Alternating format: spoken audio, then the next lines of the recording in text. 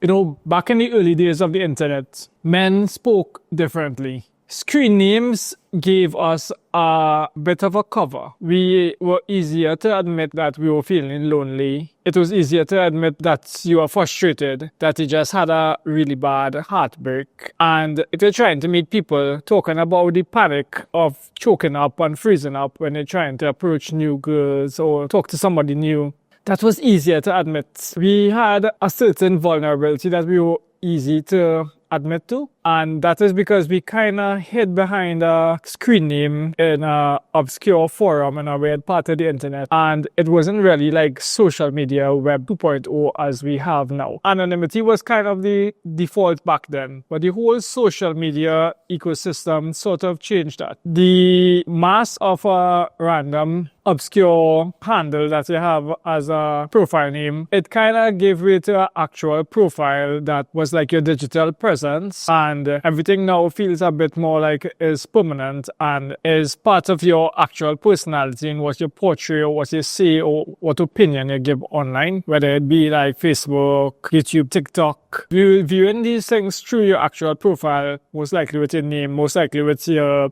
people that you know in real life. Everyone's sort of following you there and everybody know that is you. So the opinions and the things you follow, the things you view, the things you comment on, that kind of is like a permanent record that actually reflects you. So kind of harder to be vulnerable and to be open about things that might be frustrating you, hurting, confusing. And on top of that, men already carry a sort of cultural pressure on the whole not to express weakness. And you pair that with the permanence of our online identity and a safe confessional space of our anonymous, obscure, esoteric forum that I used to be part of in 25 years ago. That's no longer possible as the Manosphere evolves, because everything now is kind of a demonstration of strength and bravado and insight and wisdom and being right. And being a man is not really a thing to like be vulnerable and be confused and frustrated and sad. So what could have been whispered behind handle names and screen names 25 years ago now looks more like curated memes and polarized identities.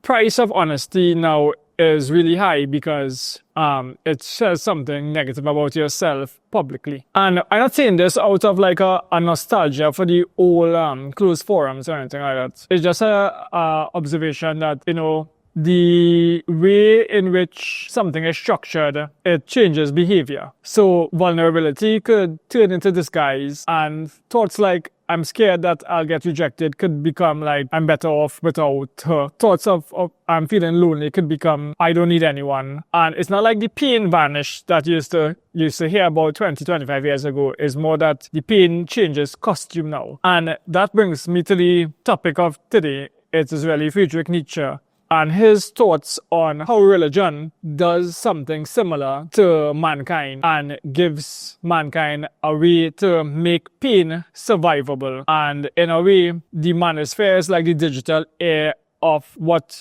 Nietzsche was talking about in like 19th century religion. It's just instead of the priests that you were talking about and the religious doctrines, you have like algorithms and social media pundits now instead. So Nietzsche really noticed something brilliant. He thought that just when life felt uncertain and painful, ideologies gave people a way to make that pain seem purposeful. Frustration became, this is just a test from God. Disappointments and exasperation could turn into a moral lesson. And a feeling of loss of control could feel like divine order. And human desires that might make your conscience feel guilty were recorded as being sins. The thing about it, Nietzsche said, this makes life feel more purposeful and more survivable. But the cost of believing in these systems the cost was really your vitality. Because instead of teaching people to embrace life and see things for what it really is objectively and work on it and plow through it, it taught them to distrust it and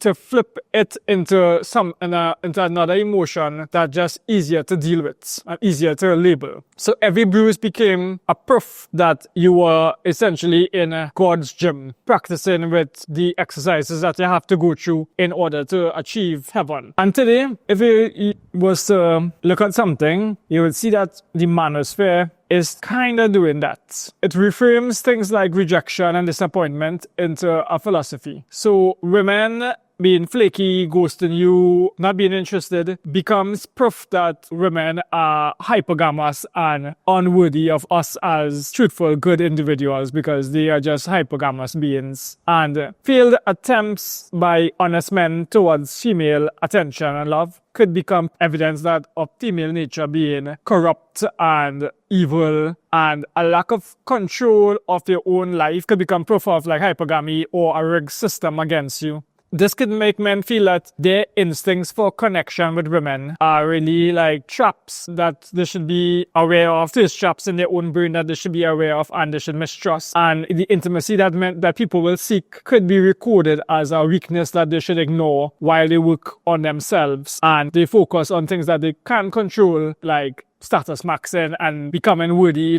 doing the virtues to live a good life. And maybe if you focus on yourself enough, you'll reach this space where they have one for you, where you have all the tools necessary to live in this abundance and hypergamy that is the real system that should be played anyhow. It kind of shielded men from despair and frustration. It making living in the current moment kind of more survivable in a way that you could look at the things, their natural nature, play them down, put other things that you should be doing that the Manosphere religion tell you should do, and hope for a better future where you will actually be able to enjoy it in the future. And the cost of that is really like similar a cost to somebody that have a future where they think that they should just be meek and humble now and don't worry about being strong and going after what you want, but really live for the future and live for a better life in the future. And this Manosphere religion that we could observe today is shielding us from despair, but it might be costing us a vitality and a joy of life in the current mood we live in order for us to focus on being good and being humble and taking what we have now and thus working towards this idealized goal of ourselves in the future, which, as you know, this dream of looks max and status max is an easy thing to put off for the future. A lot of men doing that, and a lot of men putting off their intimacy and their connection for some version of themselves in the future, like maybe grinding in their 20s and their 30s, or grinding in their 20s and 30s and their 40s, you would be happy. And while it doesn't sound like, they're putting off their whole life to live in an afterlife like traditional religion, it still is at a certain point you're putting off the now and living in a set of virtues now that is reframed as positive to not deal with the raw, harsh truth of life and taking it on more head on, but living in it as a other version of thinking of it that will make it more survivable and easier to stomach. So Nietzsche didn't just focus on religion. He kind of lumped together different philosophies as life-denying philosophies, and religion is just like one of them. So similarly with the Manosphere, you don't really just have the parallels to Christian practices that Nietzsche focused on. Nietzsche also criticized Immanuel Kant just as much, and Arthur Schopenhauer. So with Kant said that the real true value of a human would be when you act from cold, hard reason and not from desire. His categorical imperative focused on not acting through joy, but acting through sacrifice and doing the right thing. Sort of like a life-denying philosophy that you see in the Manosphere today too. You don't act out of raw Epicurean wanting pleasure and desire. You act through wanting to make the best sacrifice and the best logical decision, which men kind of say now is to abstain from the frustration of dealing with women. And that is why you have so many men in the Manosphere now following the MGTOW mantra, which is focus on yourself, grind, and don't even bother for now until you have the enough tools for you to really play the game like how it's supposed to be played, where you are a high value man, and don't play the game as a low value man, and value their being not in your personality, character, and the way how you confront reality and you deal with it through thought and reason and actually understanding a person, talking to a person and trying to be a better communicator, trying to understand better and to adapt your lives together with each other, but you're only using high value as a way of saying, materialistically, I have this amount of worth and I have this amount of physical of muscles, and this makes me this value. So this girl she have to be the one to acquiesce to me now because I am high value. That is what the MGTOW mantra is saying. Grind, focus on becoming a high value man so that you could call the shots. And don't bother with your actual thoughts of joy and desire now. Act logically for the best outcome in the future. And then you have Schopenhauer, who thought that you shouldn't actually reason and wanting the best logical decisions to eliminate pain for everyone, including yourself. That is what Kant says: you should not have caused pain on other people, and you should actually not cause pain on yourself or other people now. Schopenhauer said, apart from that, you have to remember that life itself is suffering, and is only through muting your cravings and your desire now that you could escape some sort of suffering, because your desires will only ever just betray you. And that is also MGTOW philosophy now, that sort of thinks that if you go after man-female relations, you're going to get hurt and disappointed. So don't bother at all. That is the only way to escape despair. Much to the frustration of women that, men not approaching and men not interested in them. Men actually have that as a mantra. Don't bother because you will get disappointed. That is the essence of Arthur Schopenhauer: avoidance of pain through abstinence itself. So these three things: religion, Kantian, logic and reasoning and rational, and then Schopenhauer, avoiding despair and frustration. These three things could be seen directly in the Manosphere, I think, today. And is the three same forces that Nietzsche warned against. That is his whole, the genealogy of morals book is about trying to escape these three forces that was being shoved upon man at his time, and saying that this is how mankind should live. He's saying, no, don't bother with these life-denying forces. Embrace life and live life through vitality. Take it as it comes, grow as it comes, and don't live life and plan for your 40s or your 50s to then start living life. You should live in your 20s.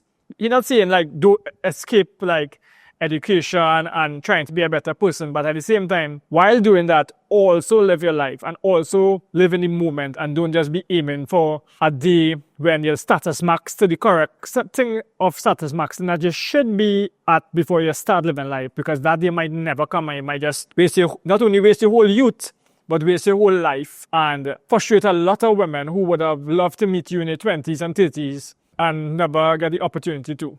So the solution to the Manosphere is not the denying forces that is promoted now everywhere, but reverting to the old Manosphere in the obscure esoteric forums of learning actual game. And although game is something that could get such a bad rap, I think if done correctly, and if understanding the tactics and using them responsibly with some sort of moral judgment, it could actually help a lot of men live a happier life, where they feel a better sense of purpose and connection with everything they do, and they have more joy out of life. And that is what this entire book is about. It is about the lessons that I learned in the old forums 25 years ago, how I applied it to my life, how we could go from waking up in the morning and feeling really low self-esteem and really weird, and slowly putting yourself in a flow state through little mini exercises to go out there and start doing some warm-up approaches, start doing some things to get you out of the zone, to get you out of feeling in a blasé zone and more into a more extroverted social zones. The game was pretty much teaching you the